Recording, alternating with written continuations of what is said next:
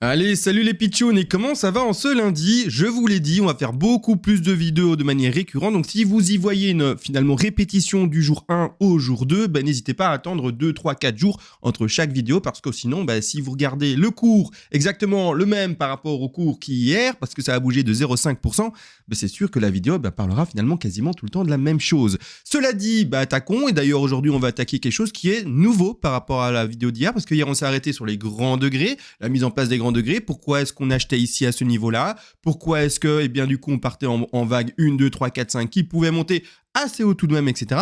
Et je vous ai dit, dans la vidéo prochaine, on va analyser le tout petit degré. Donc on y est, on est dans la vidéo prochaine et donc on est dans la vidéo d'après. Et on va regarder, du coup, ce rebond en une qu'on a exprimé hier. Et on va surtout parler de cette extension, excusez-moi, mais de correction plutôt, à la baisse.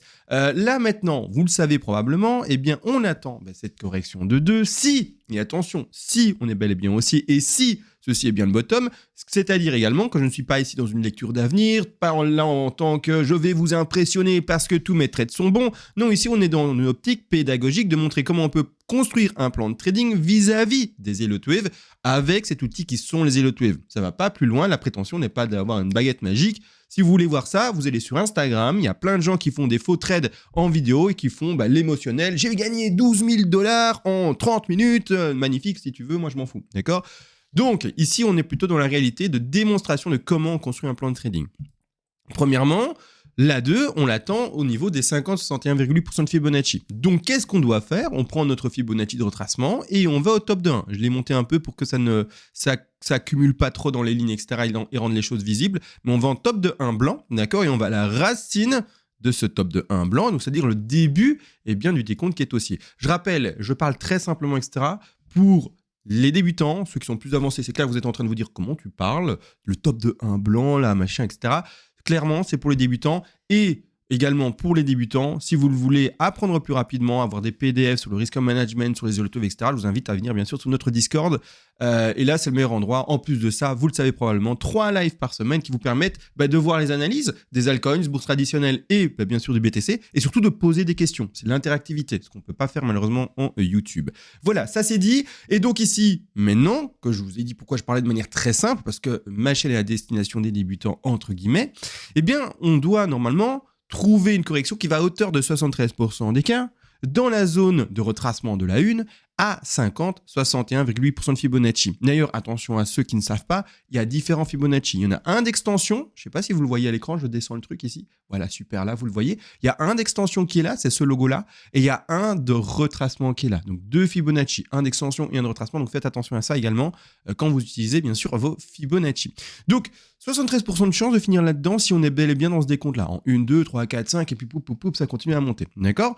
Cela dit, du coup, tant que moi, personnellement, avec mes petites vagues, et donc c'est pas même mes petites vagues, mais avec mon cours, avec la clôture des mèches que l'on voit ici, pas des bougies, mais vraiment de la mèche en elle-même, tant que j'ai pas touché ce rectangle vert qui symbolise les 50-61,8% de Fibonacci qui sont placés en retracement, je vais continuer à poser du coup des sous-figures qui vont m'amener vers là. Même si il est possible que le bottom ait bel et bien été fait ici, parce qu'on parle en termes de statistiques. C'est-à-dire qu'on a 73% de chances d'atteindre ce niveau ou plus bas, d'accord? Mais du coup, non, 73% ici, pardon, excusez-moi, on reprend. On a 73% de finir dans cette zone-là. Mais on a aussi X% de finir là et X% de finir au-dessus. Donc grossièrement, on est même au-delà finalement de 73% de chance pour retrouver la correction qui est là en dessous. Donc il doit rester, il faut regarder dans le PDF. D'ailleurs, le PDF, pour ceux qui ne sont pas au courant, ceux qui veulent juste le PDF, les vagues d'Elliott Wave, la théorie, etc. en français, c'est à 20 €. Vous voyez là-bas en haut, là, c'est écrit 20 € et vous ennuyez pas avec un Discord, etc. Machin, d'accord? Mais donc, dans les stats qu'il faut aller voir dans le PDF, parce que là, je ne l'ai pas sous la main, ça veut dire qu'on devrait avoir peut-être 12-15%, d'accord, quelque chose comme ça, pour que, en fait, le bottom soit déjà connu. Donc, on va, dans les plus petits degrés, toujours essayer d'aller dans la direction de la statistique statistique la plus haute. Mon Dieu, j'ai du mal aujourd'hui, mais c'est incroyable. Je crois que j'ai trop mangé, j'ai mangé avant. Et c'est une vidéo, bien sûr, sans coupure ici. Il n'y a jamais de coupure, vous le savez. Donc, c'est que du fluide, d'accord?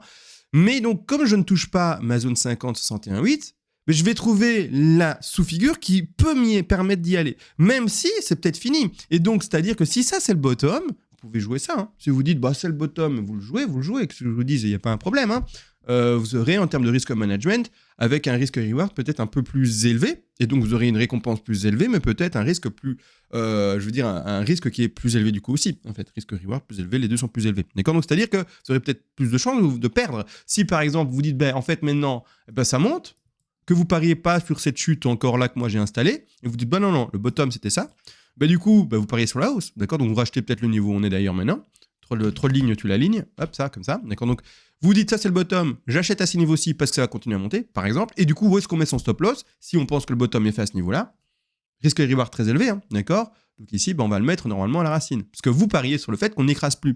Si, du coup, ça se passe comme ça, et que vous gardez les TP, bordel de fou, qu'on a posé là-bas tout en haut, mais vous allez avoir un risque reward de fifou, d'accord? Mais plus de chances aussi d'avoir, entre guillemets, un trade perdant, parce que vous avez serré très fortement votre stop loss, et si le stop se fait prendre, c'est juste une sortie de trade. Hein. C'est la vente de votre position de trade, hein, tout simplement. Donc, ça, c'est dit. Par rapport au risque-reward, c'est la base, hein, tout le monde sait ça, sauf bien sûr ceux qui apprennent, excusez-moi, hein, bien sûr. Mais autrement, moi, malgré tout, je joue avec les stats. Stats, 73% des chances on va là-bas en bas, donc je continue à étendre ma figure jusque là-bas en bas. Je vois, du coup, dans cette sous-figure, je vais un peu nettoyer d'ailleurs le rose ici, on aime bien le rose, mais là, c'est un peu trop visible. Voilà, ça, c'est mieux. Donc, je vais personnellement essayer de trouver un décompte qui me permet de continuer à descendre, et le décompte qui me semble le plus cohérent et le plus correct, d'accord, techniquement, etc. Je pars pour le moment avec une première A, B et C qui s'est installée ici. Donc je l'installe, hop, comme ça, d'accord. Ensuite, je regarde la suite. Il y a un rebond qui est potentiellement la X. La X est en toute transparence, regardez, j'aurais pu, mais je vais vous montrer. J'aurais pu, par exemple, me dire, en fait, W, ici X, là-bas, et puis je vais Y là-bas. Pourquoi? Parce qu'il y a potentiellement, possiblement, je dis beaucoup de potentiellement, possiblement, mais bref, peut-être une flat là-dedans, d'accord?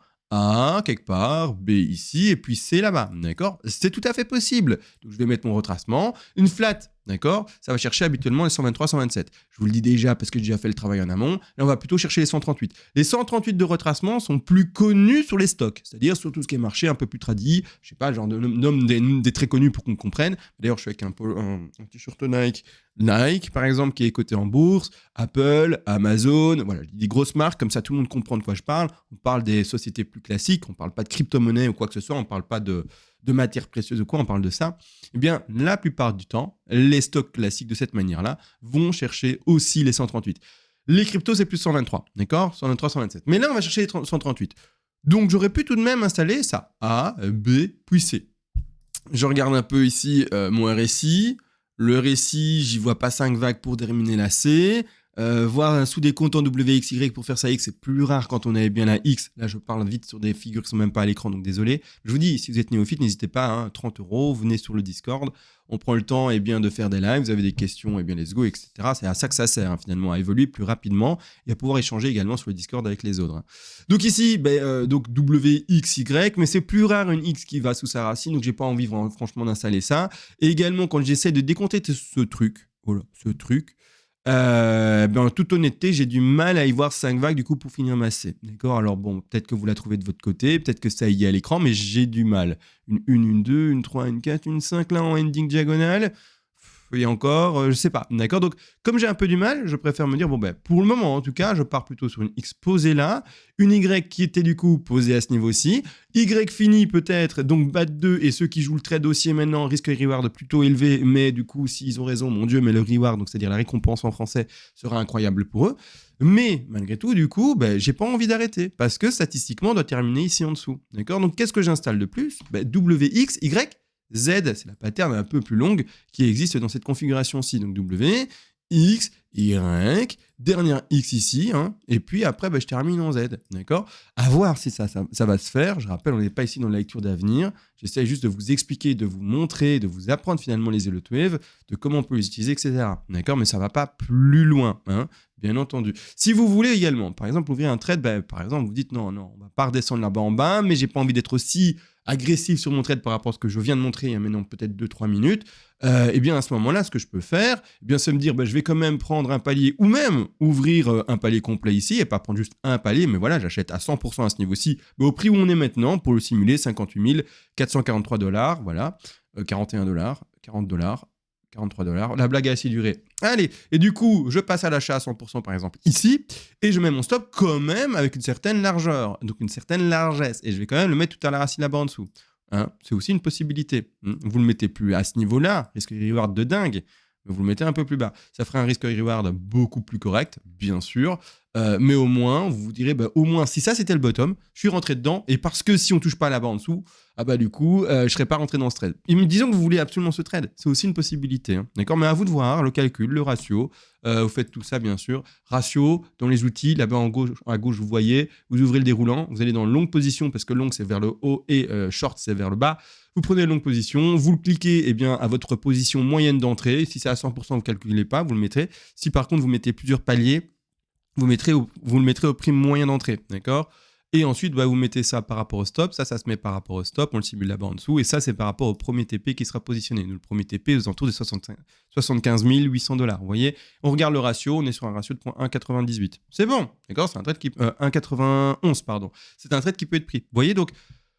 À vous de voir, hein, à vous de voir. Et après, il y a tous les TP qui sont beaucoup plus hauts, hein, d'accord? Mais à vous de voir comment ça se joue, hein, d'accord? Donc ça, c'est pour le sous-décompte, hein, clairement. Je réfléchis juste si je dois expliquer quelque chose d'autre par rapport à ce sous-décompte.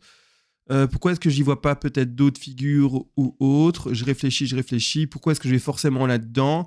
Vous voyez, là, en fait, je fais l'exercice d'essayer de poser et de répondre à toutes les questions que vous pouvez vous poser. Mais pourquoi il a fait ça, si, ça? J'essaye, mais je vais pas forcément trouver la question à laquelle vous êtes un peu en mode mais pourquoi il a pas mis ça ou ça et ça, alors qu'en live, donc sur le Discord, vous pouvez me dire mais c'est Emma, pourquoi t'as pas fait ça ou ça, et alors je réponds. Mais là j'essaie du coup de faire cet exercice sans vous avoir vous, donc je réfléchis 2 minutes. Non, je vois pas la question qui pourrait être posée. Oui, peut-être ça.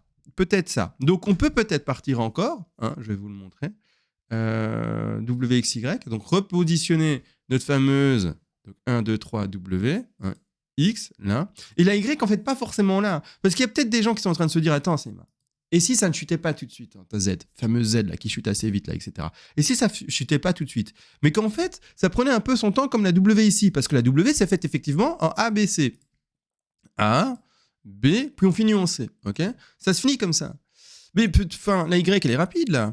Et 3 vagues peuvent commencer un sous-décompte de Y et pas forcément la terminer, d'accord? Et donc, qu'est-ce que ça peut encore nous faire? Ben, une Y va être décomposée en zigzag, va être décomposée en ABC flat, ou également en triangle, mais c'est plus rare. Dans la nouvelle école, enfin, c'est même pas la nouvelle école, c'est juste une autre école. C'est plus récent, c'est une autre école. Vous y allez ou pas si vous voulez. Moi, je suis pas un animal qui a pas de réflexion, etc. Si vous voulez adopter bien des règles d'une nouvelle école, il y a pas de problème pour moi. Moi, je suis de l'ancienne, on va dire ancienne entre guillemets. Mais si vous voulez vraiment aller dans la nouvelle, entre guillemets nouvelle, d'accord, c'est pas la nouvelle et donc la meilleure, c'est juste une autre façon de faire que d'autres ont voulu adopter. Bien, vous pouvez voir la Y décomposer elle-même en WXY. Mais à ce moment-là, ça veut dire que tout est décomposable en tout, il n'y a plus de canevas, il n'y a plus de règles, finalement on trouvera tout le temps un décompte. Et donc ça nous mène nulle part en fait. Il n'y a pas de « ok, je vais dans ça » et puis il y a un moment d'invalidation. Si vous pouvez tout mettre dans tout, en fait toutes les figures dans tout, il n'y a jamais d'invalidation, il n'y a jamais de « alors du coup je vais favoriser ce décompte-ci ou celui-là » parce que du coup vous pouvez tout installer. Donc qu'est-ce que je voulais dire? Soit vous êtes dans la nouvelle école et vous dites bon on part en WXY, W, voilà, X là et puis Y, sauf que je ne peux pas moi dans mon école à moi, d'accord, dans l'ancienne, je peux pas. Et donc qu'est-ce que j'attends pour pouvoir poser plutôt cette figure-ci en X vers Y pour que ça soit bon? Pour le moment, je peux pas l'installer. Pour le moment, c'est pas bon. Pourquoi? Parce que soit je vois une zigzag, soit une flat, soit un triangle. Triangle, c'est beaucoup plus rare, d'accord? On voit une première chute, un rebond, une troisième chute. Ça peut sous-entendre quelle nouvelle figure? Déjà pas la zigzag, parce qu'une zigzag commence en 5 vagues. Donc A, B, C. La A se ferait en 3 vagues. Non, c'est pas une zigzag. Un triangle peut-être, mais c'est plus rare. Donc on va peut-être pas partir dans cette hypothèse. Et quand je dis plus rare, c'est vraiment plus rare. Hein, d'accord? C'est comme quand vous croisez, je sais pas quelle voiture en rue. Hein, c'est, je sais pas, un modèle genre un G63. D'accord? Un G63, ça se croise pas tous les jours. D'accord? Brabus en plus de ça. Voilà, un beau Brabus. Non, c'est pas tous les jours, les gars. D'accord? Il y a un moment où voilà, hein, il faut aller dans les beaux quartiers pour ça. Hein, d'accord? Bon, du coup, j'y vois plus qu'une flat. Donc 3 vagues pour faire ma première A, mais flat. Mon rebond qui doit atteindre les 90. Hein, je vais l'installer plus ou moins 90. Je vais regarder après mon confibo pour être un peu propre. Et seulement, on touche au niveau des 90. Je prends mon Fibonacci de retracement. A vers sa racine ici en jaune, mal fait, voilà. Seulement ici, voilà, là j'ai bien fait, on touche ce niveau des prix des 61 272 $ et que l'on rechute, là je pourrais indiquer ma ABC en flat. Mais pour le moment, je ne l'ai pas, d'accord? Donc là je vous installe la figure entre guillemets par rapport à ce qu'on connaît au cours réellement qui se dessine, d'accord? Donc c'est-à-dire W, X, Y, Z. W, X, Y. On n'a pas le rebond assez puissant encore que pour installer autre chose. X et puis Z. Ça va nous faire quoi? C'est-à-dire que moi, en faisant mes petits décomptes, d'accord, en me disant on va chercher une Z à un moment, et ben ça veut dire qu'une Z, comme ça commence rien, finalement une Z ou quoi que ce soit, une W, X, Y, Z, cette pattern-là va pas commencer une autre W, X, Y ou quoi que ce soit. Non. Une Z, c'est la fin d'une pattern de correction. Et comme moi, je lirai ma Z, et quand je serai à la fin de ma Z, je dirai fin de correction. Sauf si, bien sûr, tout mon décompte est faussé. J'ai vu que j'avais du CA dans les yeux, disons ça comme ça, et que j'ai complètement foiré mon coup dans mon décompte. Ok, mais autrement, si ça ne rebondit pas plus et que ça chute, je vais avoir une certaine confiance, entre guillemets, à la fois mon sous-décompte, mon décompte supérieur, pour pouvoir engager mon trade. Si tous les décomptes, je les ai pas, ou en tout cas je les sens pas, ou quoi que ce soit, ou ils m'invitent plutôt à chuter, et ne pas avoir de fin, je vais pas ouvrir mon trade. C'est un nouvel abonné, vous avez entendu? Je vais pas avoir de trade, d'accord? C'est clair, hein? Je vais pas ouvrir mon trade. Mais là, si j'ai à la fois, je me dis ouais, on est bien par rapport à tous des grands décomptes en 4. Regardez la vidéo d'hier pour ça, c'est le plus grand degré. La vidéo juste avant celle-ci, et puis vous aurez mise à jour sur le grand degré, etc. Et vous saurez de quoi je parle. Mais donc, j'ai mes appuis de mes grands degrés, j'ai l'appui de mon sous-décompte qui m'invite à aller là, et si on y va là en faisant directement en plus une W, X, Y, X, Z, que je pense avoir bien décompté, mon trade va être ouvert sans me dire « Ah, je le ferai pas », vous voyez? Non, ça va être « Ok, là, j'ai bien calculé, j'ai bien travaillé, mon risque management est bon, mon décompte est positif, le mien, il y a plein d'autres décomptes, si vous avez un autre, vous avez un autre. » Mais avec moi, mon petit cerveau, ma façon de faire et donc mon engagement au trade, je vais être OK, je vais le prendre, vous voyez? Donc voilà, donc si ça continue à chuter, je vais en Z, et à ce moment-là, fin de Z, quand je l'aurai, on sera en vidéo de toute façon, et puis trade ouvert et let's go, d'accord? Je rappelle, je ne montre pas en vidéo forcément mes trades à moi, d'accord? Je fais de la pédagogie, donc je parle de plusieurs trades. D'ailleurs, aujourd'hui, j'en ai parlé de plusieurs. J'ai parlé du très serré, du moins serré, etc. Avec un grand reward, un plus petit reward. C'est pour vous montrer et vous apprendre, d'accord? Vous expliquer. Je ne vous montre pas ici des trades que je prends forcément. Et donc, ne faites pas de copy trading. Oui, mais de toute façon, même si vous voulez faire du copy trading, vous ouvrez quel des trades? Je ne sais pas, tellement j'en ai montré, d'accord? Mais c'est pour vous faire réfléchir, vous faire avancer, et que après vous soyez autonome, bien entendu, par rapport à votre propre façon de faire. Est-ce que j'ai tout dit? Je vois ceci, ça, on en a discuté dans le live d'hier. Vite fait, du coup, comme ça, vous êtes au courant aussi. Deux choses. Soit on fait en fait un tout petit pump, ce qui est possible parce qu'en fait, on a un objectif de 5 ici, le grand degré rose que j'avais mis en retrait. Ici, on a un grand degré rose. Mais l'objectif de ce degré rose, ici, voilà, c'est en logarithmique. Allez, 2 clics, ça se met pas, voilà. En logarithmique, c'est de soit trouver son top, et ça c'est horrible, je le sais, mais soit de trouver son top à 75 000 $, et donc super, en fait on a fait un bull run qui ressemble à rien, on fait le top dans pas longtemps, et en fait on repart en crash. Ça nous aura fait un espèce de triple top, premier top, deuxième top, même 3 et 4 tops en gros, et puis on part en crash, d'accord? Donc on fait un léger plus haut, 75 000, et puis on crash. Ce n'est pas le scénario dans lequel je veux croire, j'espère qu'on ira quand même plus haut, bien sûr, mais cela dit, si c'est quand même le cas, on a mis un take profit partiel à ce niveau-là, parce qu'on ne sait pas. C'est un objectif théorique, c'est possible, point. Si c'est ça, ce serait étonnant, mais moi je trouve que ce sera étonnant, mais pourquoi pas? Donc techniquement, on n'a pas d'influence émotionnelle. On met ces TP et on réfléchit pas. Il y a un TP potentiel là, on le met. Point. Techniquement, il est là. Si vous voulez vraiment pas le mettre parce que vous êtes un peu en mode oh j'y crois pas trop, alors ne le mettez pas. Mais vous prenez bien sûr la responsabilité par rapport à votre trade, d'accord? Mais c'est-à-dire que du coup, on a des objectifs plus élevés, c'est-à-dire les 98 000, les 150 et également les 300 000 $ dans ce décompte.